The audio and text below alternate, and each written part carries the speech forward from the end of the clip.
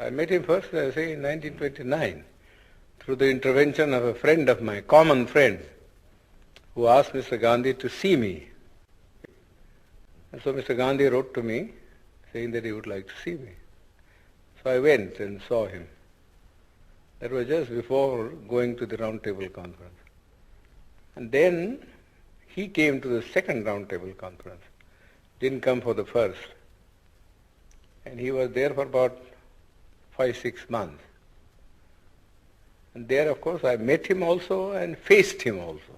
Then, once thereafter, he also, after the signing of the Pune Pact, asked me to come and see him. So I went to see him. He was then in jail. But that's all the time that I have met him.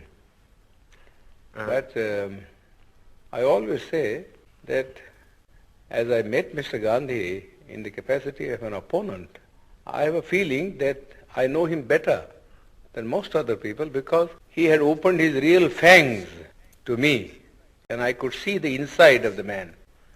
You see, while others who generally went there as devotees saw nothing of him except the external appearance which he had put up as a Mahatma. But I saw him in his human capacity, the bare man in him. And so I say that I understand him better than most of the people who have associated themselves with him can say.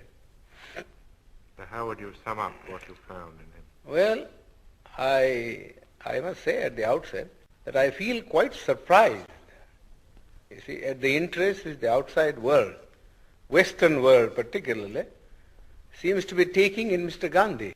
I cannot understand that.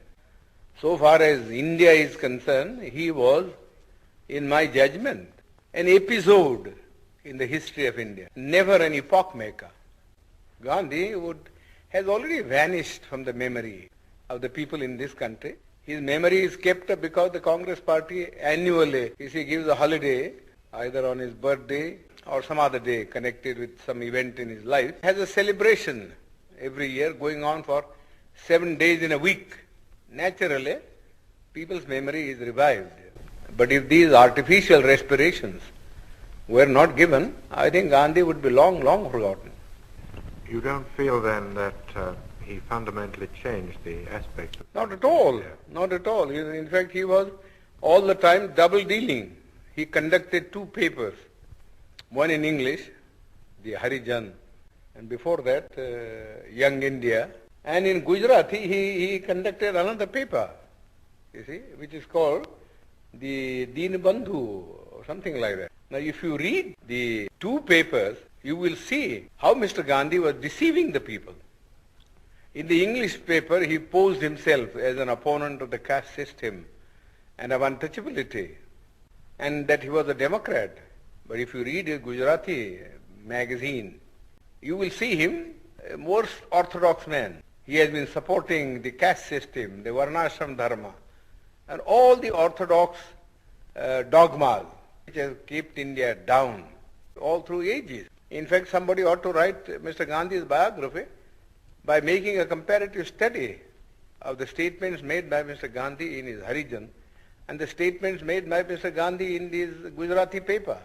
There are 7 volumes of it. The people, the Western world only reads the English paper, where Mr. Gandhi, in order to keep himself in the esteem of the Western people who believe in democracy, was advocating democratic ideals.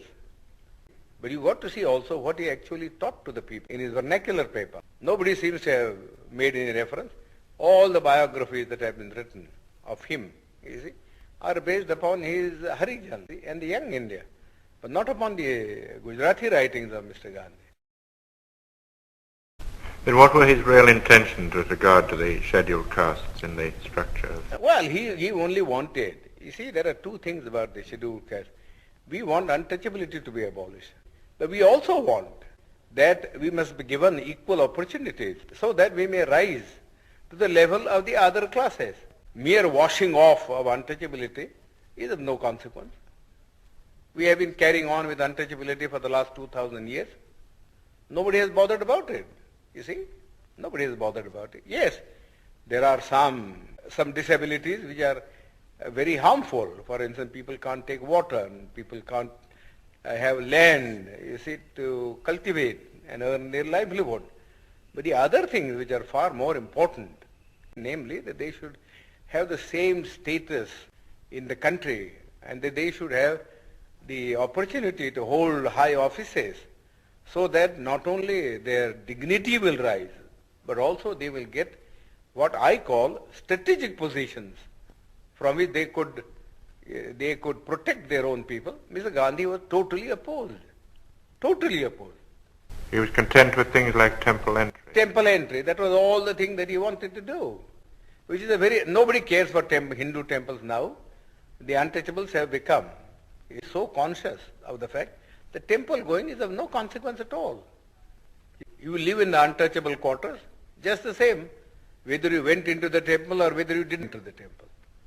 People, just as for instance, people at one time would not allow the untouchables to travel by railways because of pollution. But now they don't mind because the railways won't make any separate arrangement.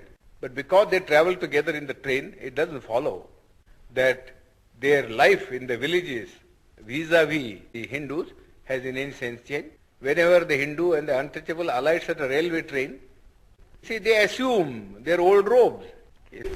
So you would say Gandhi was an orthodox Hindu? Yes, he was absolutely an orthodox Hindu. He was never a reformer. He has no dynamics in him. All this talk about untouchability was just for the purpose of making the untouchables drawn into the Congress. That was one thing.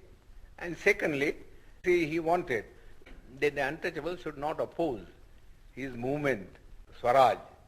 I don't think beyond that he had any real motive of uplift. He wasn't like Garrison in the United States, who fought for the Negroes.